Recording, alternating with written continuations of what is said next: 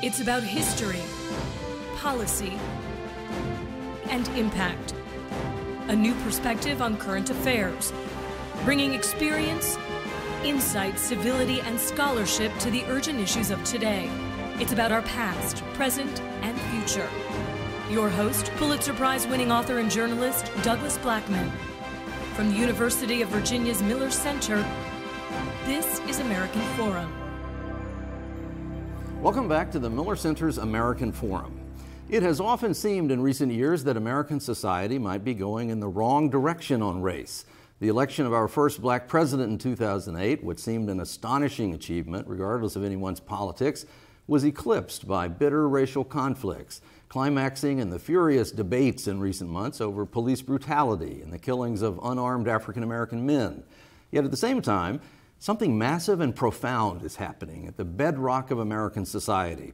Within the next 3 decades, there will be no racial majority in the United States.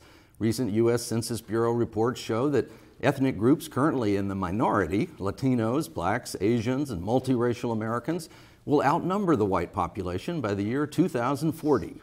That prospect holds huge implications for the future. For some white Americans, it is unnerving. For others, it suggests that the U.S. may finally fulfill the long-cherished myth of the American melting pot. As part of our ongoing What Now series, in which we've been looking for new voices and new ideas to understand our country's current racial turmoil, we're joined today by the acclaimed scholar of American demographics, William Frey. He's written an important new book, Diversity Explosion: How New Racial Demographics Are Remaking America. It argues not just that no one should fear the nation's dramatically changing racial composition, but that these changes are essential to the future vitality and strength of the United States, and that this is good for all Americans. Thank you for being here. It's a pleasure to be here, Doug. Yeah, well, you've really written a fascinating book about something that we all have a general sense of, that the demographics of the country have been changing. There's been a lot of discussion in recent years, in particular about the growth in the Hispanic population, but you make a much bigger, broader case than just that. I'm a demographer. I'm a numbers geek, and I've been doing this for a long time.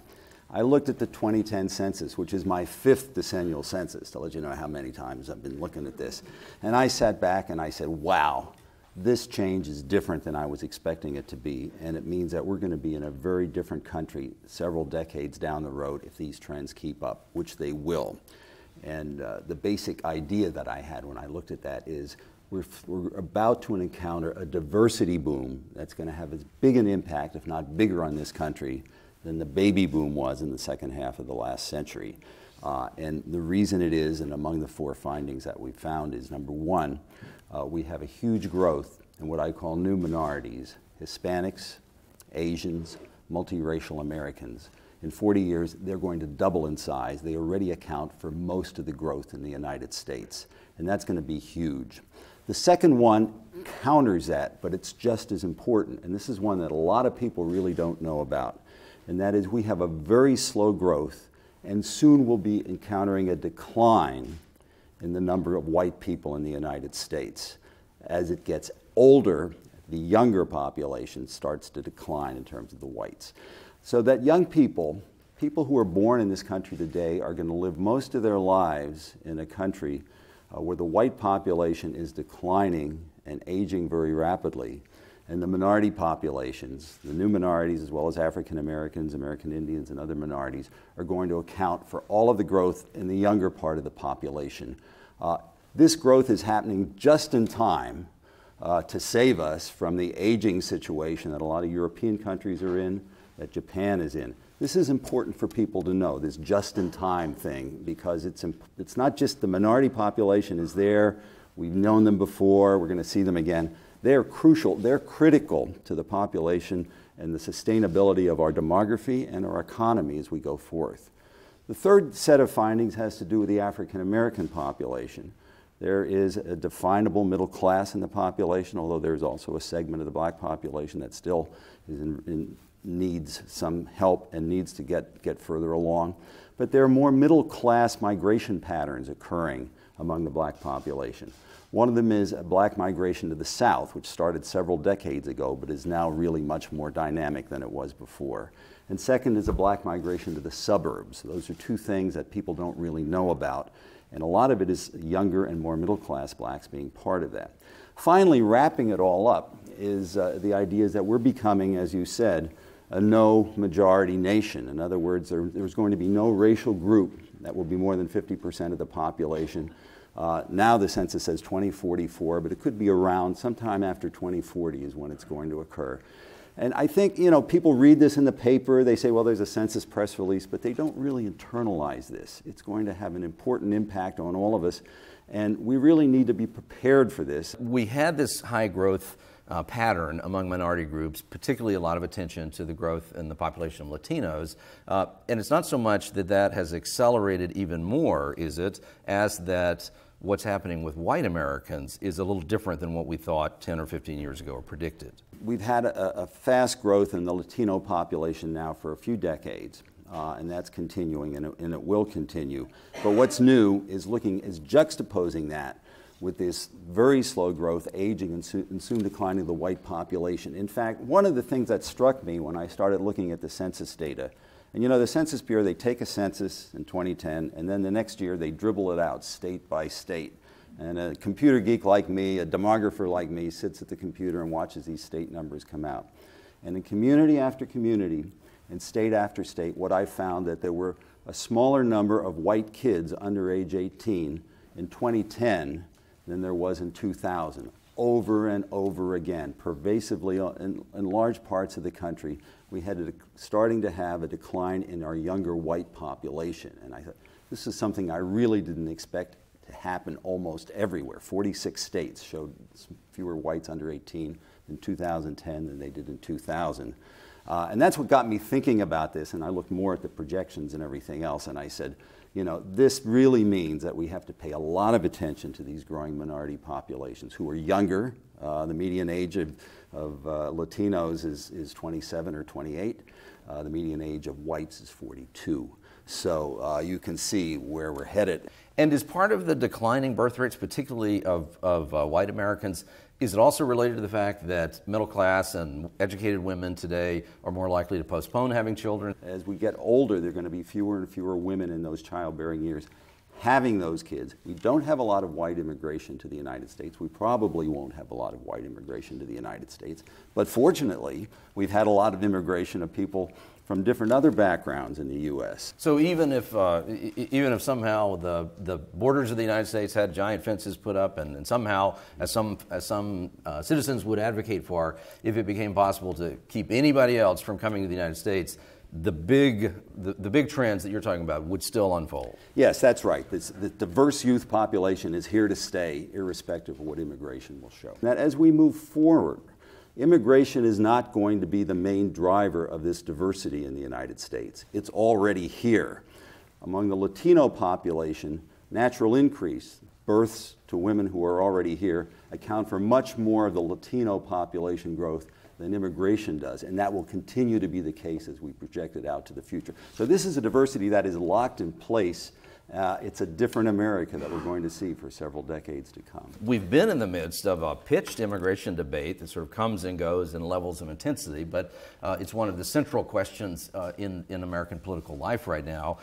And a lot of Americans, even some fairly moderate Americans, nervous about growth of the Hispanic population, particularly nervous about the borders not being controlled and the idea that the country doesn't control its destiny if non-Americans, whatever they look like, are able to cross the border. But it sounds like what you're saying is that that's really the sort of the wrong thing to be focused on, that that's really not the phenomenon that matters for the future. Yes, I think if we were talking about the 1980s and the 1990s, yes, most of the Hispanic growth in the United States came from immigration. But now they're a critical mass in the United States, and many of them are assimilating, the kids are doing better and all of that. But what's important is the demographic engine for Hispanic growth is fertility. It's not immigration. Obviously immigration helps, but as a side, I mean, the last few years we've not had that much immigration from Mexico to the United States, as the economy was not too good here. Things got a little bit better in Mexico. We've actually had more Asian immigration from Asian countries and from Latin American countries in the last few years. So it's hard to predict when we talk about the immigration debate You know, people think, well, immigration means more Hispanics. And if for some reason you don't think we ought to have more Hispanics in the country, then maybe we have to stop immigration. Well, you know, Hispanics, Asians, African Americans, whites are now all part of our younger generation, and this is where we're headed in the next several decades. And so the question may not be so much about amnesty or is there a path to citizenship for certain people, but it really boils down to that if someone has a concern about the number of Latinos who are in the United States, it's not a question of do they get to become citizens, it's a question of whether you're going to expel large numbers of people. I mean, that's the only way that one could significantly change the patterns that you were talking about. Yeah, we have over 50 million Latinos in the United States. There may be 11 million undocumented, and among Latinos, only about 8 or 9 million undocumented folks here. Many of them have been here for a long time, have been raising families here. It's not really very realistic to do much with them, but still percentage-wise, it's still it's a small part of the whole Latino population. And going forward, we really aren't going to have to worry about this undocumented issue. We have to worry about integrating the folks who are already here and making sure they have a good pathway to the middle class, their children, their grandchildren. In recent years, the African American population has, as a percentage of the whole country, has been flat or even gotten smaller, certainly in some parts of the country. But so break down the African American story a little further. Well, the African American population is not quite as old as the white population, but it's an aging population. It's been here a while. There are a lot of African American baby boomers who are going to moving into those retirement years. The proportion of women who are in their childbearing years among African Americans are not as small as whites are, but they're not as big as Latinos are. Average fertility of African Americans is slightly higher than whites, but still below replacement. And so it's a population that will continue to be there because it's a slightly younger age structure than for whites. But if you look at the projections all the way out to, say, 2050 or so, it's still going to be about 12% of the population, 12, 13% of the population, which is pretty much what it is now, whereas the Latino population will go up to maybe 25, 30% of the population if you project it all the way out. And as we said, the white population will be below 50%. So, you know, the African American population is very steady state, I would say, in its growth pattern. And what's important about the African American population is where they're moving and where they're distributing themselves across the country, which is a little different than we've seen in maybe the 30, 40 years before. But we also have here, we're talking about another of the great social changes of the 20th century, and that being the great migration of African Americans in the first half of the 20th century out of the South and out into other places, all the dramatic cultural implications that followed that. And now what you're talking about, and other scholars have written about in some other ways as well, but that this big phenomenon of African Americans coming back to the South. So why is that, and what's that about? Yeah, the African American migration story is a very interesting one. If you go back to the first part of the 20th century, from 1910 to maybe 1970, there were kind of two phases of it, but there was this out-migration of blacks from the South. The agriculture was not doing well. There were jobs in the industrial Northeast and the Midwest and eventually out in the West Coast. And of course, the race relations in the South, at least at that point, were much worse than what they might think they might expect when they got to the North. And so we've had many decades of out-migration from the South. At the turn of the century, the previous century, about 90% of African Americans lived in the South. When we get to 1970, it's down to almost half of African Americans living in the South. That's how many of them moved out. Now, what's happened since 1970 is that, of course, the South became much more economically vibrant than it ever was. After World War II, a lot of whites started moving to the South right away. Not so with African Americans. They still moved back to the North during those periods. But around 1970 or so, there was a deindustrialization in northern cities, Detroit, Pittsburgh, Chicago, and so forth. And so those jobs that African Americans took there were no longer available, and the South was booming. Race relations were still not great in the South, but at least there were opportunities, and I think it was more of a push movement from the North rather than a pull movement to the South. Just things weren't going very well for them there. But as we got more into the 1990s, and in the last 10 or 15 years, there really is much more of a pull to the South, especially among younger blacks. When you look at the data, you see the blacks that are moving to the South tend to be in their 20s and early 30s primarily, have more than a high school education, but also retirees. In addition to those younger people are moving to the South, and what's attracting them is the economy. The states they're going to are these kind of very new South really thriving states. Georgia, North Carolina, Texas, Florida are attracting a lot of these African Americans. So I would say that it's a pull that's coming to the South, and it's probably going to continue. It's fascinating. I also, as a Mississippi kid who grew up around more black people than white, I always made the observation when outside the South that every black person I met, no matter where they were born, was in fact a Southerner. In terms of the food that they ate, the cultural affinities that people had, over and over again, you would see that. When this trend first began to be noted of the reverse migration, it seemed to be more about retirees who had a 401k from their job at the General Motors plant somewhere, and there was a place they were from, or that their parents were from. But now, as you were just describing, this different phenomenon of young African Americans who have all the choices, they can go anywhere they want to because of the training they've got, so they pick a place like Charlotte or Atlanta.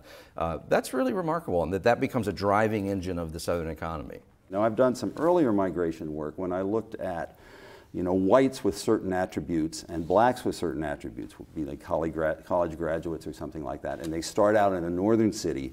The blacks are much more likely to choose a southern destination than are whites. Now, some of it is culture. I mean, most of them were never born in the South. Maybe their parents weren't even born in the South because of this long migration out of the South. But they've heard about what was going on in the South. They maybe have some familiarity with what's going on there. For college graduate blacks, for professional blacks to move to a place like Atlanta, where there's a definable black middle class, it's a great place for networking with other African Americans to get jobs. And for people who are not quite at that education level, there are also perhaps family and friends and people who've been there, the family has had some kind of linkage to. So there are lots of reasons for this. I think some of it is cultural, some of it is economic. So let's say it's 2040 or 2044. In rough numbers, what are the percentages going to be? Oh, I always tell people never to ask me numbers, but I'll see what I can.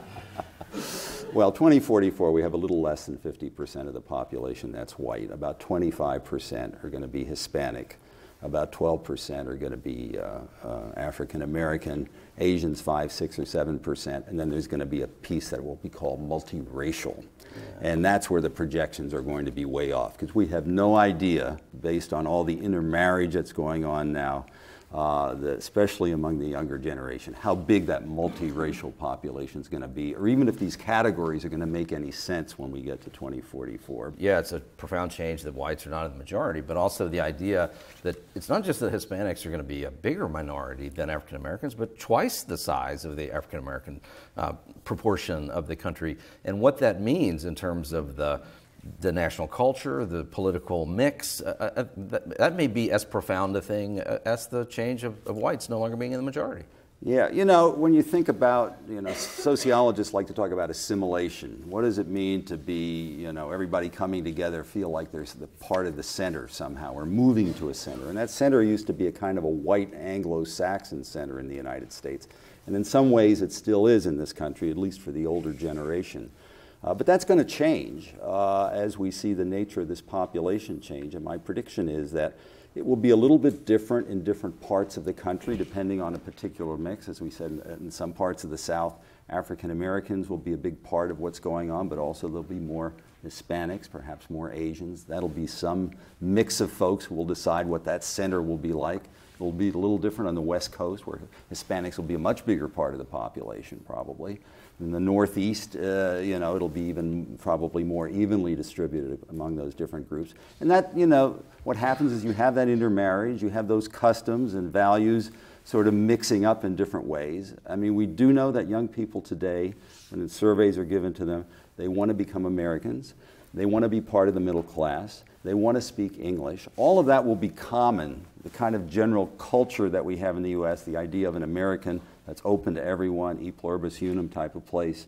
But it'll have a different kind of flavor in different parts of the country. And I think we need to get used to that. If we look back 100 years ago when we had immigrants coming in from Italy and Poland and other parts of Europe, it's not quite as sharp as this kind of racial categorization that we have now. Although back then people might have thought of it as a race because Italians seemed very different. If you were, they weren't white, fifth generation English, exactly, saw an Italian, that's very different.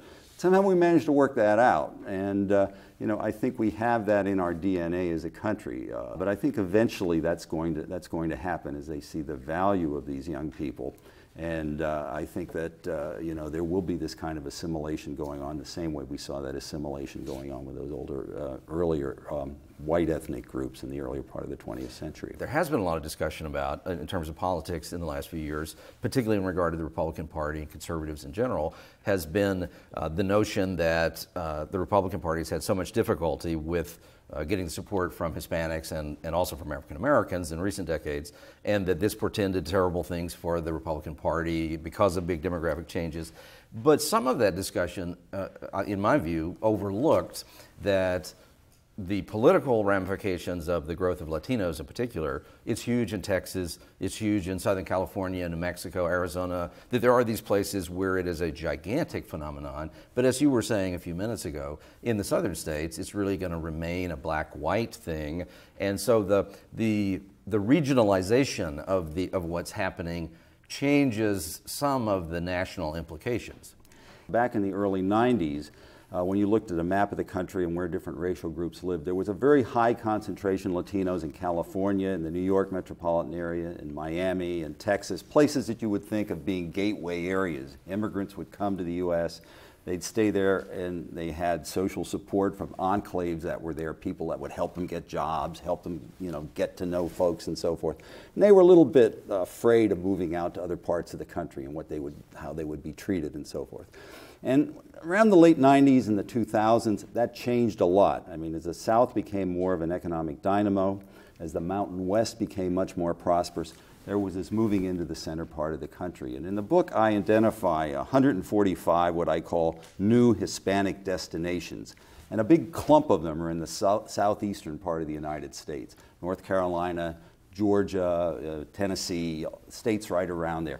Places that don't have a big Hispanic population, but one that's growing very rapidly. So even though there is going to be this huge black movement moving to the southeast, they'll continue to be more Hispanics. They'll be part of the political mix. Certainly they're part of the political mix in Florida, but in a lot of the other southeastern states, that'll be the case too. And when of course you look at the western part of the country, they'll have a much bigger, they're already having a big influence in states like Nevada, increasingly in Colorado, as well as, of course, in California. So, I think this minority, and all of these minorities today are more likely to vote Democratic than vote Republican. So I think it's an issue that both parties are going to have to deal with, the Democrats, and saying, well, how can we keep these folks in our camp? And Republicans saying, this is where the numbers are going. We can't just follow the same old model, election after election, and still say viable. There was a widely read, much commented on piece, I think in the New Yorker in the past year, about Texas specifically and the Texas quandary for Republicans, and essentially making the case that these trends there could bring Texas, this most Republican of states, into the Democratic column sometime in the foreseeable future, largely because of this phenomenon. Well, already Texas is a majority-minority state population-wise. By 2020, the eligible voter population in Texas will be a majority-minority, and very soon after that, Hispanics may be close to a big part of the state's population. The problem for Democrats in Texas is that whites vote wildly over the charts for Republicans, what we call a margin, a voting margin. How many do you vote Republican versus how many vote Democrat? I think the margin in Texas is like 50%. If you say the percentage of whites who vote Republican and subtract the whites who vote Democrat, there's a 50% advantage. And so you have to have a lot of demographic change if that stays the same. So I think one of the issues probably has to be that Democrats need to appeal to a little bit more to the white population in Texas, in addition to taking much more of the minority population. It's also been shown that in Texas, the Hispanic population is not as sharply Democratic in its voting as it is in a state like California or somewhere else. It may have something to do with George W. Bush's trying to get more Hispanics to vote for him. And you remember when he was president, he did try to propose immigration reform, the No Child Left Behind, tried to open the party to Hispanics, and there's a little bit of a tradition of that in Texas, which Hispanics still vote Democratic there, but they're not quite the margin they are in other states. So it's an odd combination. I think that eventually that demography will win out, even in Texas. and perhaps in Arizona and also in Georgia. Those are two other states that are kind of in a similar situation. And the right candidate, of course, could push it over. I think that's another thing. But it's stubborn. Texas is stubborn. The demography is not actually pushing it where it ought to be if you think about it in terms of minorities vote Democratic, whites vote Republican. It's staying stubbornly Republican. Demography is destiny in so many ways, but it also always proves to be more complicated than we think. That there are these big giant trends, but they take twists and turns, and there end up being layers to them. Just as in Texas and New Mexico, those are places where when one talks about the Latino population, particularly their political views, cultural views, there's more than one population, even among Mexican people of Mexican ancestry. There are some people in New Mexico who love to talk about that. You know, we've been here for 500 years. You know, we've been here long before any of you Europeans got here. And they also react sometimes as in a more nativist way to the new arrivals who may be Latino. And there are lots of Hispanics in New Mexico who were very opposed to the Affordable Care Act and had problems from a kind of conservative tradition. Yes, I think that's right. And you know, depending on which state you are and the mix of different national origin groups. I mean, a lot of people come to the United States from Latin America and don't know they're Hispanics till they get here. They're Mexicans or they're Salvadorians or they're Hondurans or whatever they are, and you know, all of a sudden they're part of this big political bloc and this big category. And of course, it's well known that Cubans have voted Republicans for a long time. Although that may be changing. Evangelical Hispanics tend to vote Republican more so than Catholic Hispanics. So there are all these different kinds of layers, as you say, and especially the older traditional New Mexicans are going to be quite different than maybe the Mexicans who moved to Georgia or North Carolina. And that has real implications in the coming presidential campaign, where we have on the Republican side, we now have two of the declared Republicans already are Hispanic, though they're actually Cuban more specifically, and the relationship between Cuban Americans and Mexican Americans is more complicated than a lot of white Americans might think. And one of these candidates is Cuban, but he's also Canadian. Until recently, he was a Canadian citizen. And so it's more complicated again and again than we might think. I think that's right. Yeah, absolutely. And you know, going back to this thing that I call the cultural generation gap, where the older white population tends to vote more Republican, and the younger minority population, and even sometimes the younger white population, tends to vote more Democratic. I think it's kind of interesting when we see someone like Marco Rubio, who's a Gen Xer, and really should be playing to that older white base.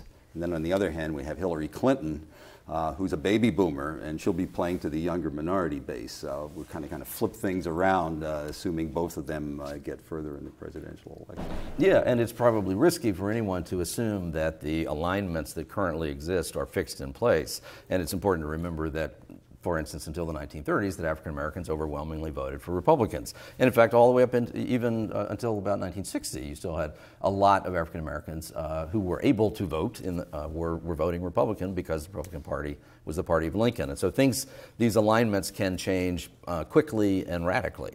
Yeah, and especially among millennials, a couple of surveys that have just come out recently show there's a very high percentage of millennials call themselves independents, much more so than the older generations. So that means they're up for grabs, really. I mean, if the right kind of candidate can appeal to them, they're not necessarily in the box of one party and the other. Now, it's true millennials are more likely to be Democrats than Republicans, but there's this big independent category here, I think, that makes them open to change. But in terms of the future of the country and the political makeup of the country, the South and the Republican dominance of the South over the past generation is the bedrock of the American political story, how that became to be the case. And so the idea that there are things that could chip away at that is significant. And we've now seen Virginia and North Carolina both go Democratic in national elections, even though remaining Republican in state elections. Georgia repeatedly is on the verge of voting similarly. Florida, sort of a different animal, but has been a tipping point for Democrats. But so let's take Virginia, for instance. Here's a state that has had huge growth in the black middle class, partly driven by Washington, D.C. being just across the border, but also some Hispanic growth, also an influx of not racial change, but a different kind of white American, retirees moving to the coast and that sort of thing. But what's the mix there, and how does it then add up to that this place that looked like it was going to be Republican for a very long time now votes Democratic in national elections? Yeah, well, from a demographic standpoint, of course, you've got Washington, D.C., which is like an extension of the Northeast megalopolis, moving down into the northern part of Virginia. Are you saying the North is invading the South again? I think so. I think that's right. That's a different conversation, sorry. Yeah, no, but in a demographic sense, it absolutely is. And you have a big increase not only in the black population, but also northern whites moving to suburban Virginia and also to other parts of, not just suburban D.C., but other parts of Virginia, and Asian population, which has become significant in terms of the eligible voter demography in the state of Virginia. All of that, I think, has tipped the old black-white, more rural type of population that we had in the past. But Virginia is still in play. I mean, I think you couldn't say that it's a blue state, really. I think there's still enough of those different old and new demographic coalitions that could make Virginia in play. Do African Americans become a sort of political tipping point factor that maybe in a way gives them more leverage than has been the case in recent years? Well, I think in some of these southern states it's true. They're actually the more dominant minority in the southern states, and the Hispanics might be the tipping point in places like North Carolina, perhaps in Georgia or someplace like that. You know, part of the reason, too, those southern states, the southeastern states are doing well, is that white Republican margin is not nearly as big as it is in a state like Louisiana or Mississippi. And part of the reason is because we have northern and Midwest whites moving to these prosperous southern states. They have a more mix and a more range of interests, and they're not totally knee-jerk, you know, all voting for Republican at the same time. So it's the migration of all these racial groups that I think is making the eastern part of the South, of the southeastern states, the coastal South, the coastal South, you want to call it. Those are the ones that are going to change first.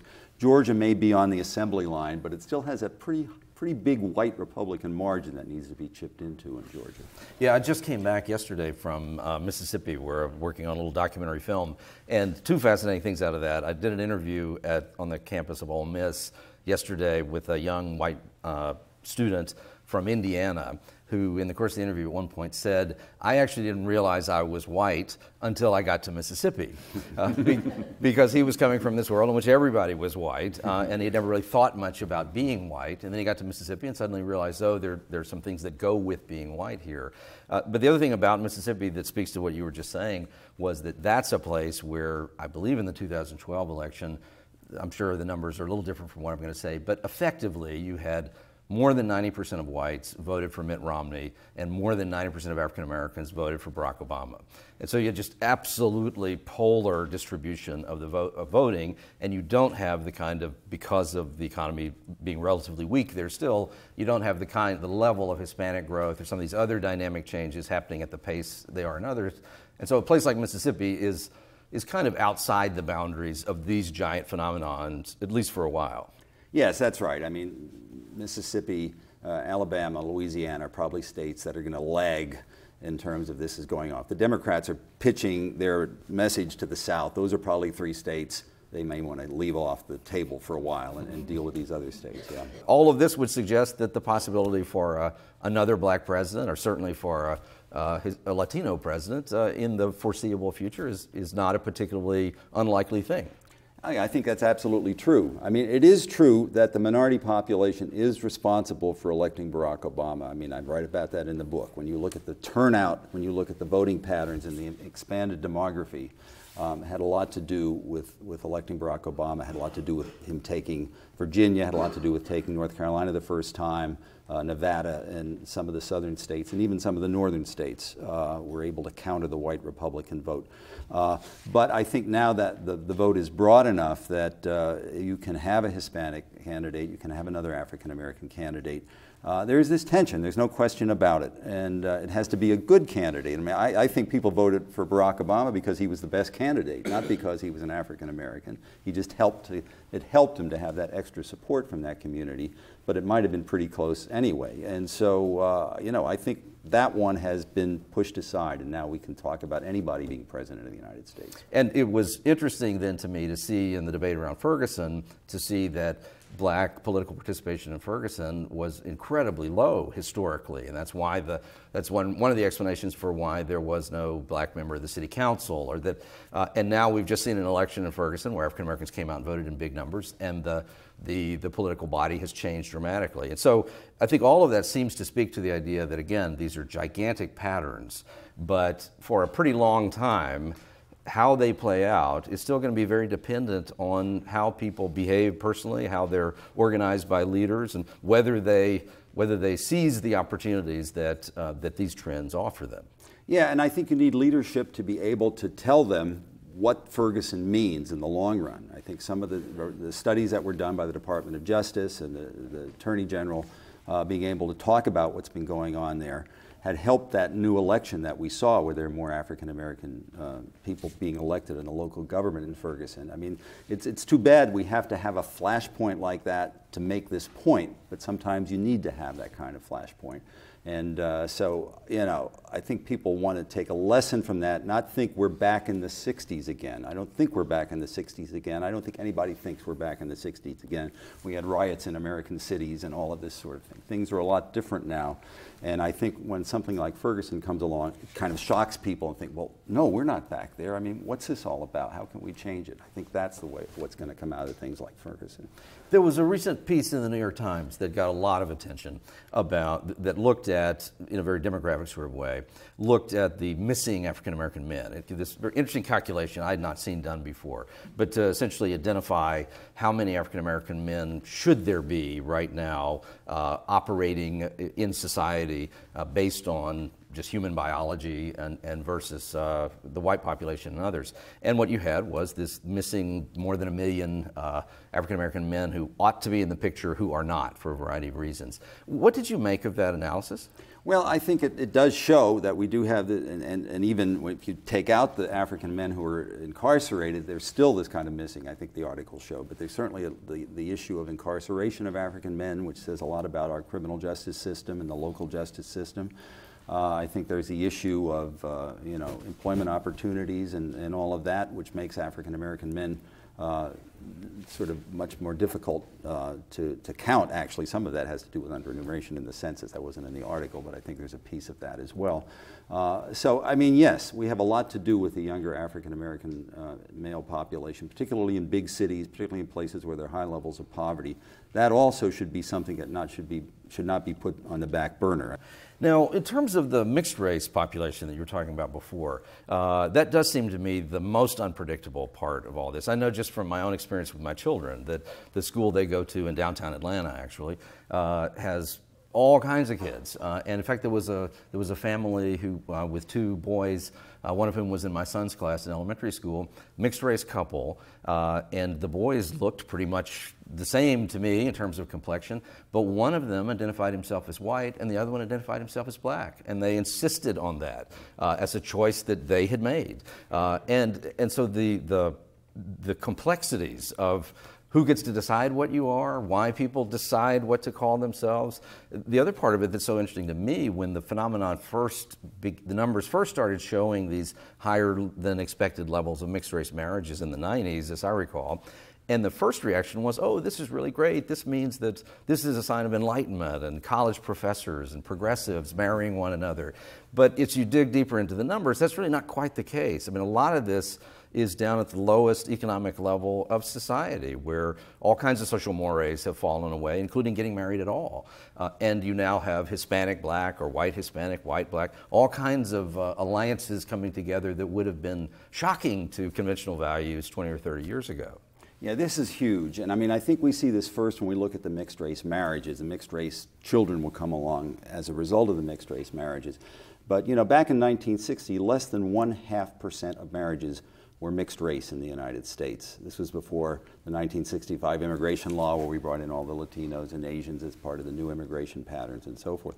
The 2010 census shows that about 8% of all marriages are mixed race. And if you look at only new marriages, the most recent marriages, it's 15%. So 1 out of 7 marriages are mixed race. And most of those are younger people. And another interesting statistic, which I think really tells how we've changed, is 1 in 7 marriages involving blacks are white-black marriages. Wow. A white-black marriage would have been illegal in 16 states as late as 1967. And that's a real shift that we're seeing. And many more interrelationships, not married, but couples living together, are white-black couples, an even higher ratio than that. So as you say, some of this is informal, but you see it going on. So I just think this means, when we think about these racial categories going forward, the sky's the limit. I mean, we really don't know. And as you say, the young people, they want to define themselves. I mean, that's where identity is going. You know, back the old one-drop rule that we used to have many decades ago, where you had any black blood in you whatsoever, you had to say that you were black. That stuff has gone by the wayside. So what I hope this will do is obviously make the country much more open to all these different racial groups. We won't have the same kind of animosities that we had. But you know, I've been accused of writing a good news book about race. I don't know. People aren't used to hearing a good news book about race. So I tend to be positive about what this means, but I really believe it. I think the demography is telling us we're moving in a very good and new direction, assuming we prepare for it. Here we are at a moment where we've got a black president. That's this amazing thing. How could an unimaginable thing, not just 50 years ago, unimaginable 10 or 15 years ago. And so this huge accomplishment, at the same time, we've got all the debate that's going on around Ferguson and all the related things to that, and a sense that things are going the wrong direction. And then we've got these trends that you're talking about, or not long ago I rolled through a little Appalachian mountain town that was the sort of place that 25 years ago, if a white girl and a black kid, or a white girl and a Hispanic kid had gotten together, would have been absolutely forbidden. And now you go into that place, and because the population changes, the high school quarterback who may be Hispanic and may be the son of initially an undocumented worker who came into town and started a little grocery store and is prosperous, well, that Hispanic football player may well be the most eligible bachelor in the town. Cheerleaders are lining up for him, you know? And so that those things could all be happening at once is extraordinary. Well, that's right, and we're in the middle of all of this. I mean, this is why I think this book, I say in this is a pivotal period for this country when it comes to race. We see where it's going, but we have to prepare for it. So I think that, you know, I have some prescriptions, some broad demographic prescriptions at the end, not detailed policy laundry list or anything like that. One of them is we have to deal with the next generation. This means that these young people, many of them, especially Latinos, who are in under-resourced, segregated school systems, are not going to fare as well as they might unless there's some kind of national priority for this. And we deal with school systems, we're dealing with local finances, we're dealing with state finances. But I think a bigger vision, President Obama's State of the Union address, he wanted to talk free tuition for community colleges and other kinds of things like that. The next generation, this diverse generation, needs to be a domestic priority in the country. Second is new destinations. I think we can avoid Ferguson's and these other kinds of flare-ups that we see from time to time. They are a throwback in a way, but they're a throwback because we didn't prepare then for what was coming in those areas. Now we can see where the demography is playing out, where the racial groups are moving to new places, and we can prepare for that. We can sort of engage new people civically into the society, provide for, you know, giving them information, good education, social services, language instruction, all of this sort of thing, because we know what the demography is playing. This is something we can't do in a year or in 2 years, but the demography is playing out in 5, 10, or 15 years. And we know where it's happening, and I think if we prepare for it, we won't have this kind of Ferguson situation. And the third thing is closing this cultural generation gap thing. There's a lot of divisive politics. A lot of politicians like to fan the flames of saying, oh no, we don't need any more immigration to the United States. We have to be very hard on the new immigrants that are here, making sure they're legal and all of this thing. I think the message has to get out there that our future is reliant on this next generation. We have to do what we can to make sure that they're prosperous, because if you want to get your Social Security, if you want to get your Medicare, if you're an old white person, There's got to be a labor force that's vibrant, that people are moving into and paying their money as taxes into the trust funds, and that's only going to happen if we invest in it. That's the kind of message, the big, broad message that these demographic forces are saying loud and clear if you just look at the numbers. But, you know, it can't be me, just a demographer, telling them that. It has to be somebody that's a politician that has a lot of clout, corporate leaders that have a lot of clout, civic leaders that have a clout. Have to look at this picture and educate people about why it's important that this is a priority. You're making the case that there are certain things that ought to happen, not for ideological reasons, and sort of whatever your ideology may be. Even if you believe that it's bad for government to be involved in social engineering of any sort, you're making a kind of economic and mathematical case that essentially boils down to that if poverty remains a dominant characteristic of an ethnic group that is going to have extraordinary growth in the future, then it's a bad thing. If the poverty goes with it, then that growth could be very bad, and the steps have to be taken to try to make sure that those old characteristics don't become a part of the future of these particular groups. Yeah, that's right. And you know, to think about the next generation was an easy sell back in the 1950s and 1960s. Nobody knew we were going to have all these babies in the United States. I was one of them, so I know from the experience. I mean, this was a huge deal. Demographers in the 1930s and early 40s were worried about population decline in the United States. Then we had all these babies. It was very easy to pass legislation to do all these great things for young families and for children, college assistance and all sorts of things, which I benefited from. We're in that same situation now, but it's even more dramatic and it's even more urgent because of this aging white population. We really have to do this, not only because it's the right thing to do, which I think is a good argument to make, but it's not the main argument to make now. It's the best thing to do to make us competitive, to make us sustainable demographically and economically. And you know, that's really the argument has to be, and that's what hit me in the face when I saw these census numbers, and I said, this is why I wanted to write about this, because people need to know about this. At first flush, and particularly to a nervous, older white American who doesn't like the idea of some of the things you're talking about, then the idea that whites become no longer the majority, or that's nerve-wracking because that means whites won't have a dominant position in society anymore. But in fact, they still will. Even when white Americans are 40%. I mean, South Africa was a country where whites were in a hugely dominant position when they were a tiny minority of the country. So it's not necessarily a given that the dominance of white Americans in society, economically and otherwise, goes away just when the math changes. So the change, minorities becoming a majority when combined, still doesn't necessarily mean that there's a political constituency in place for the kinds of changes that you're talking about.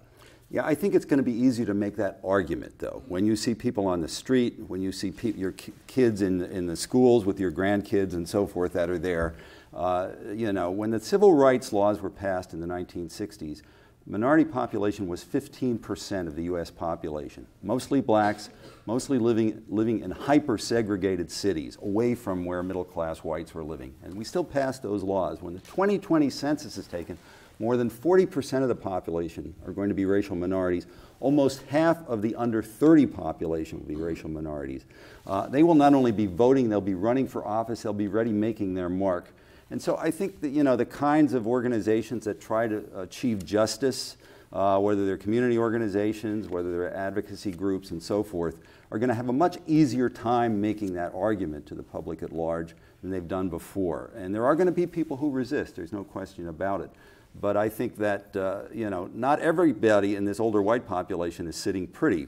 And they're going to have to deal with the fact that they're going to depend on these government programs, and the people moving their tax money into those government programs are going to be younger folks who hopefully willingly will do it without having to get an adverse reaction from older people who are going to be pulling the money out of it.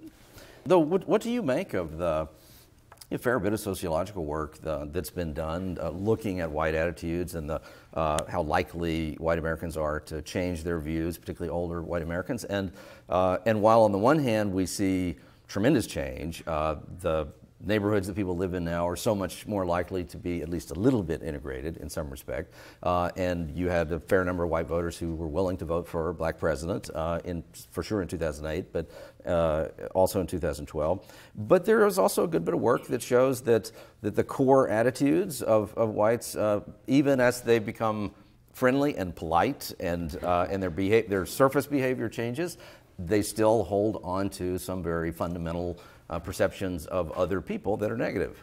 Well, it's a tough one, I have to say. I mean, and there's going to be some very rigorous, hard-fought elections, especially at the local level, but even at the presidential election. 2016 could be one, 2020 could be one, but when we get to 2024 and 2028, those older white folks are going to be out of the labor force. I hate to say it, many of them are going to die off as we move into the future. This is what the demography says.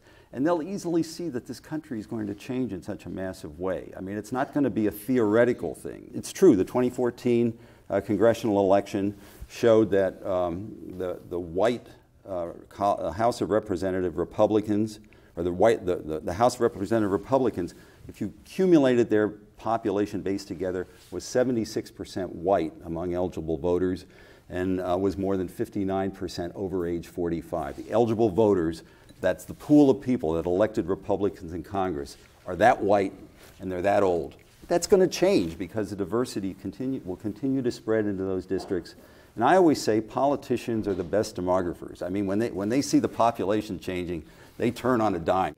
But is it also possible that as we have more African Americans in the suburbs or at a university campus, like I was describing before, there at the University of Mississippi, this place that once embodied white supremacy beyond any institution in America, you walk across the campus now and there are black kids and white kids all over the place. They're engaged with each other and more than I would have expected, really. Incredibly comfortable with each other. Does that suggest the possibility that with the economic success of African Americans that we see a future in which middle-class blacks and middle-class whites have shared interests and are allied and less hostile to one another, but don't see themselves sharing interests with poor African Americans or poor whites or poor Hispanics for that matter? Yeah, well, the inequality issue is another dimension of all of this. And of course, that's an important part of even looking at the racial divide, because we still have a lot of people on the wrong end of the inequality among some of these racial groups compared to the white population. That's a difficult one, and that's a big one to take care of. But that also is a generational kind of issue, that we can try to do what we can for the younger population, the younger poor versus the younger well-off, to make sure that they get ahead. Class, I think, is an important part of what's going on in the country right now. It seems like so much of this also speaks in some way to the question of, sometimes called white privilege. That's a loaded term, but the question of whether the institutions of our society that gave us the foundation of inequality, or however things were distributed 30 years ago, that while we now have had this radical change in the way society looks and more radical change to come, and we've changed the laws so that injury to certain people is no longer required on the part of the state or others.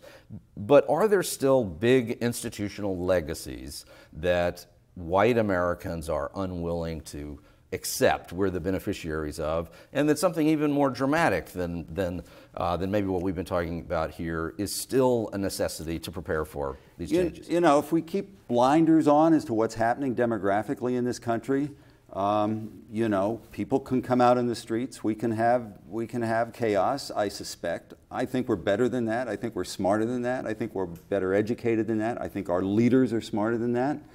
I might be wrong, but that's why I'm more hopeful perhaps than some other people think. Did we arrive at electing a black president too soon? Did we come to this moment in time at a point where we elect a black president? There have been some intellectuals who've actually argued this, some African Americans who've argued that it actually was a mistake. It was an unfortunate development to have a black president at this stage of things, because in the end, it was still a president who, given where these other factors in American society are, couldn't really attempt to do the kinds of things that you're saying the society has to do for the future, because it would have been perceived as catering to the particular ethnic constituency he was associated with.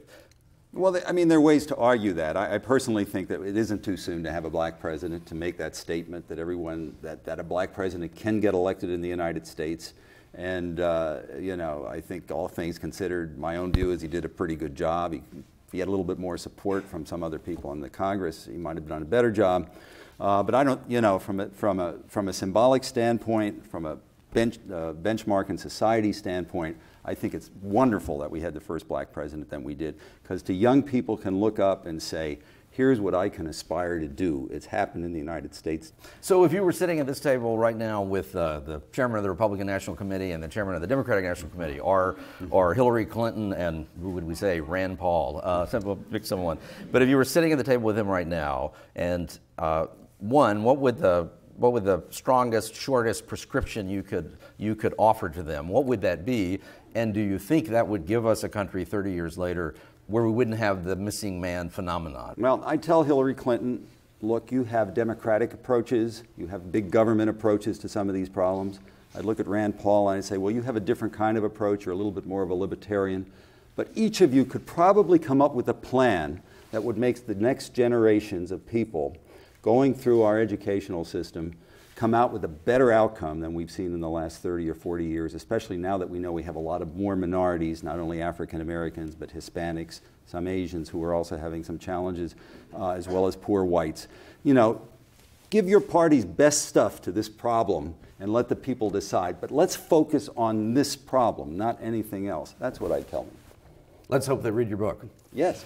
Bill Frey, thanks for being here.